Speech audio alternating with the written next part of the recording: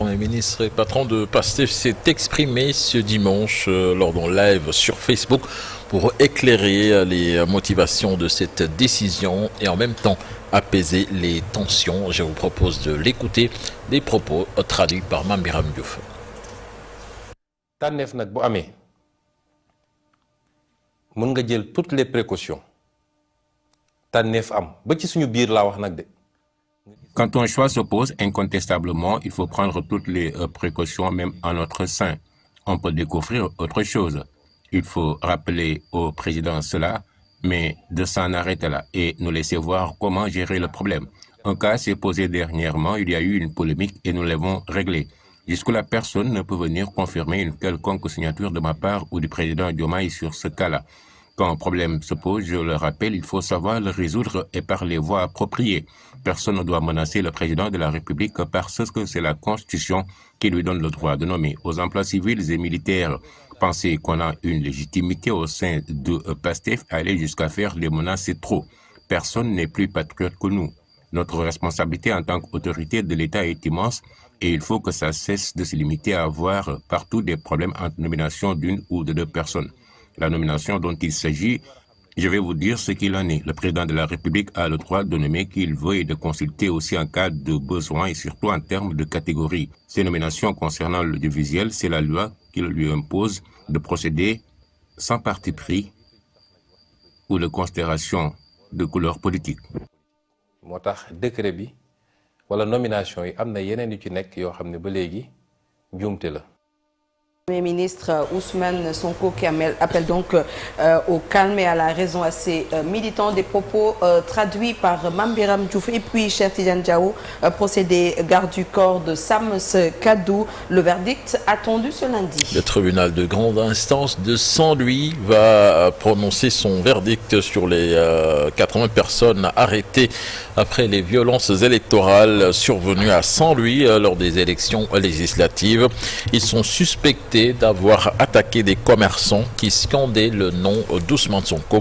Le procureur avait requis des peines allant de 2 à 5 ans de prison ferme et sollicité la relaxe au profit de certains des 80 prévenus qui ont comparu le lundi 2 décembre 2024 en audience spéciale.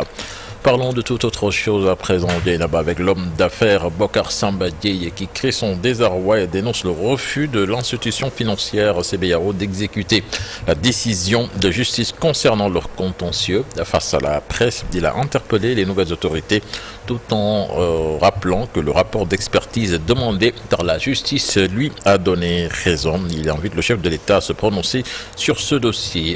Là-dessus, on va suivre donc le compte-rendu. Non, on va suivre plutôt son porte-parole Famara Ibrahima Cissé, interrogé par Alassane Ba et Ahmadou Ba.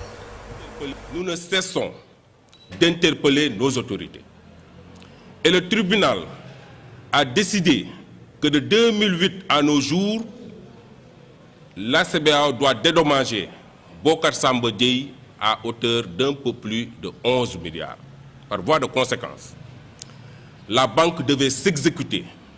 Malheureusement, jusqu'à nos jours, jusqu'au moment où nous parlons, cette décision de justice est inexécutable. C'est pourquoi nous interpellons les nouvelles autorités qui ont promu et qui ont été promues sur la base du Djoubal Djoubanti. Je pense qu'il s'agit aujourd'hui pour ces nouvelles autorités de faire valoir le Djoubanti. Et nous attendons ce Djoubanti. Des cris de détresse, des cris de justice pour Bocar Samba Dièye ont été lancés depuis leur installation. Et jusqu'à présent, Bocar Samba Dièye, qui a travaillé pendant plus de 67 ans, est dans l'attente. Il est vieux, il attend son argent. Et puis Yoff se prépare à accueillir la 145e édition de l'appel de Seydina Limamoulaye. Les jeunes fidèles membres de l'association Vision 129 ont entamé leurs activités avec une opération de nettoiement sur le site qui abrite l'appel. C'était en présence du porte-parole du Khalife, du maire de Yoff et de la 4e vice-présidente de l'Assemblée nationale. Compte rendu signé Alassane Ba et Ahmadou Ba. Ce sont les jeunes regroupés autour de l'association Vision 129 qui sont chargés de mener les différentes activités.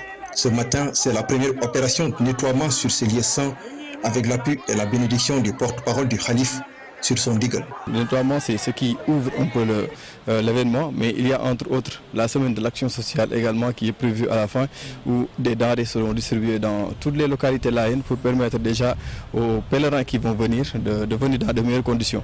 Donc le nettoiement démarre ici, mais va se poursuivre au niveau des rues et ruelles de Yoff, ainsi que dans les places qui vont abriter l'appel. Ils ont le soutien de la mairie pour une bonne organisation de la 145e édition de l'appel de Seydina Limamoulahi, ce qui justifie d'ailleurs la présence du maire qui annonce des innovations pour cette année.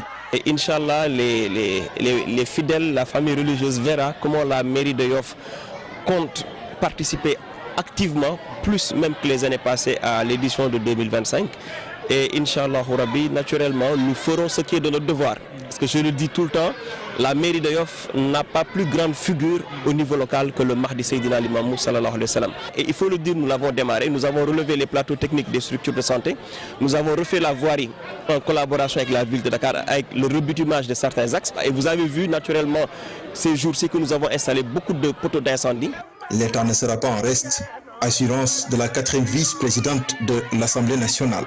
Mbène Faye promet que toutes les dispositions seront prises pour accompagner les pèlerins durant les 2 jours. Ce qu'on peut dire, c'est que l'État sera aux côtés de la communauté, comme l'État l'a toujours fait d'ailleurs. Et nous avons vu que depuis que ce nouveau gouvernement est installé, les activités religieuses qui ont eu lieu, l'État a fait tout ce qu'il devait faire. L'État les a assistés et hier même je discutais avec Madame le ministre pour les préparatifs de l'appel et on peut vous assurer que l'État sera à vos côtés pour vous accompagner. Le 30 janvier marquera le début de la 145e édition de l'appel de Seydina Limamoulahi. Pendant 2 jours, Cambérène, Ngor et Yoff seront l'attraction de toute la communauté laïenne. D'ici là, Vision 129 a prévu toute une série d'activités. Et puis, cher Tidiane Diawo, nous parlons sport avec la Coupe CAF. Le Jaraaf de Dakar se relance dans la course à la qualification. Oui, cela fait suite à la victoire du club de la Médina à l'ultime seconde du match face au Botswanais d'Orapa United. Les Verts et Blancs donc, occupent la 2e place ex-aequo avec l'ASEC d'Abidjan.